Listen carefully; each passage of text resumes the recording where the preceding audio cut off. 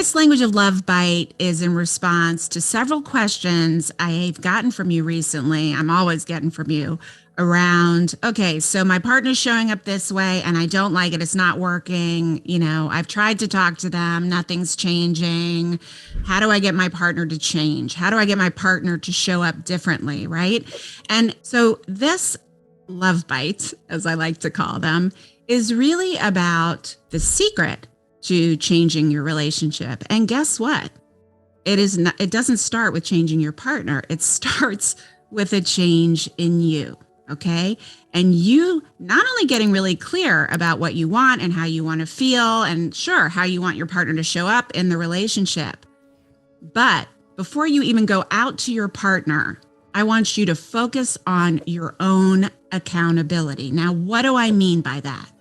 I mean, how are you showing up physically, emotionally, and energetically in your relationship? And are you showing up physically, emotionally, and energetically in your relationship in ways that are supportive and inspiring and energetically promoting that kind of behavior from your partner, right? So let's take an example. Classic one that I hear from people a lot, from women a lot, especially. I really wish my partner would be more romantic.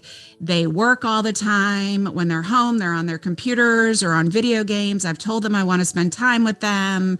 They say okay, but nothing changes, right? So what are you doing? Are you nagging that person and complaining about it? Sure, that's one way to go about it. But what are you doing inside yourself? What are you taking accountability for? For instance, are you showing up when your partner comes home or when you come home and you're together? Are you showing up in a way that is supportive and conducive to romance, right? Or are you already anticipating and rolling your eyes because they're not going to help or show up or sit with you or they're going to go straight to their computer or whatever else?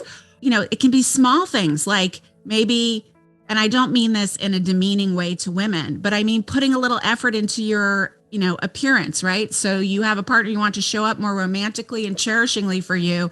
And every time they come home, you're in sweats with your hair all greasy and a scrunchie. And yeah, you don't have to be a prom queen every time they come home. But if you're like that every time they come home, you're complaining that they don't want to be with you. So you're not a lot of fun.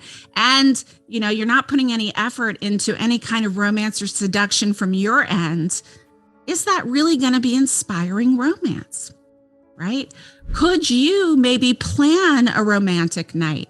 Or could you even give your partner a list? Because maybe they don't really understand what you mean by romance. And I hear that all the time, especially from guys. Like, she says she wants more romance. I bring her flowers once in a while. I tell her I love her. He doesn't understand.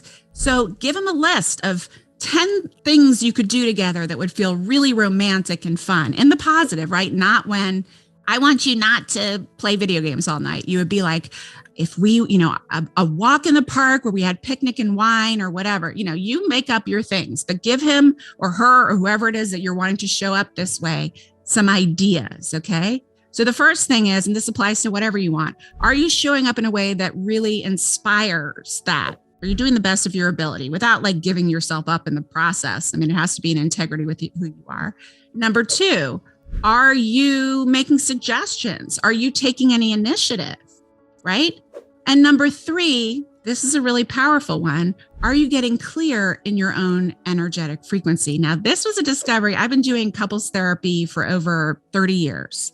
And for most of my career, when I had a couple that was struggling and one of the partners would come in first often, and often their other partner didn't want to come in or didn't believe in therapy or wasn't willing to come to therapy. And so much of my work with that individual would be doing whatever I could on my end with them and trying to kind of convince the partner to come in.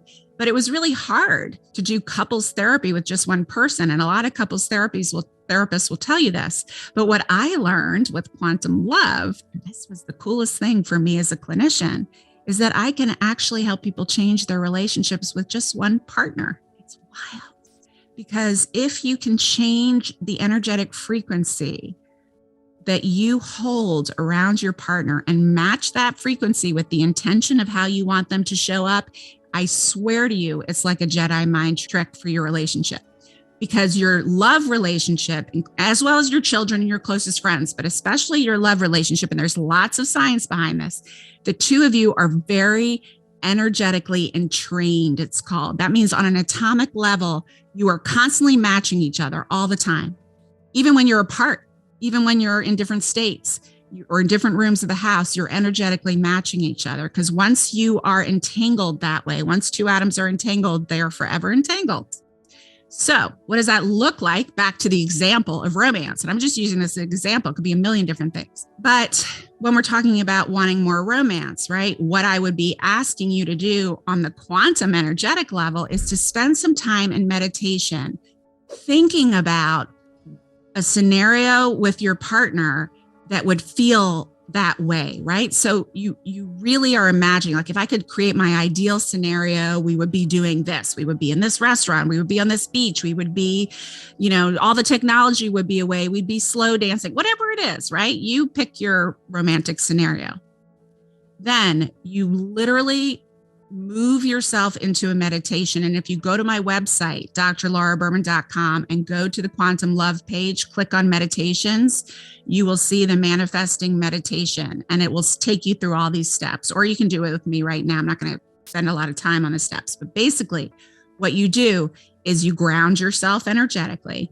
Then you move in your imagination to that scenario. Now here, ding, ding, ding, this is a really important part, is that you have to imagine that scenario as if it's happening right here, right now. And I'll tell you why. So you are imagining it as if it's real in this now moment, in first person. So you aren't watching the two of you in that scene. You are in the scene. You can look into your partner's eyes. You can imagine what it looks like around you. You're trying to employ in your imagination all your senses.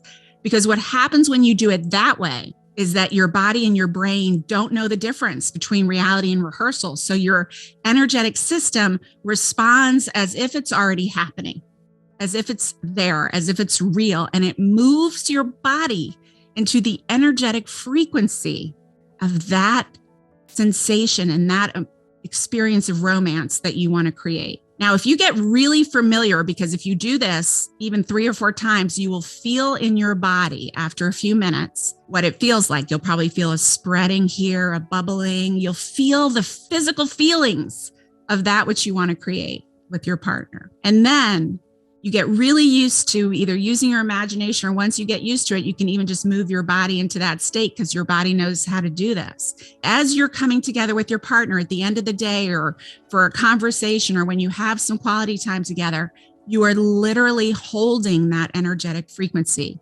I want you to try this because you are going to be astounded at what changes in the way your partner shows up without words, without actions. They will respond to you completely differently. Okay.